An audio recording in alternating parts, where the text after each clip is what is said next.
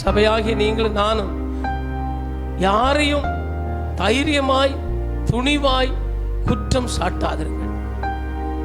யாரையும் சாட்டாதிருங்கள். நியாய தீர்ப்பு தேவனுடைய கரத்தில் இருக்கிறது. ஹல்லேலூயா. அவர் ஒரு நாள் வெளிப்படும் போது நீங்களும் நானும் தப்பித்துக் கொள்ள முடியுமா என்று ரோமர் 2:3 படிக்கிறோம். ஒருபோதும் தப்பித்துக் கொள்ள முடியாது. அவர் சொல்வார், சபையை பார்த்து சொன்னார், நீ உன்னுடைய கிரிகள் எல்லாம் அறிந்திருக்கிறேன், ஆகிலும் உன்னிடத்தில் ஒரு குறை உண்டு. அல்லேலூயா. நீ ஆதியில் இருந்த அன்பை விட்டாய் என்று சொல்லி அவர் நம்முடைய வாழ்க்கையிலே அவர் வெளிப்படும் போது குறைகளை சொல்லும் போது நாம் எங்கே நிற்போம்? எனவே எந்த தேவ பிள்ளையும் வரங்கள் உடையவர்களாக இருக்கலாம். அபிஷேகத்தில் நீங்கள் பெரியவர்கள், எல்லா உபதேசத்திலும் தேறினவர்கள், எல்லா வரத்திலும் தேறினவர்கள், ஆனாலும் அவர் வருகைக்கு பயத்தோடு காத்திருக்கிறேன் என்று சொல்லுவீர்களானால் ஒருவரையும் துணிவாய் குற்றம் சாட்டாதீர்கள். அல்லேலூயா.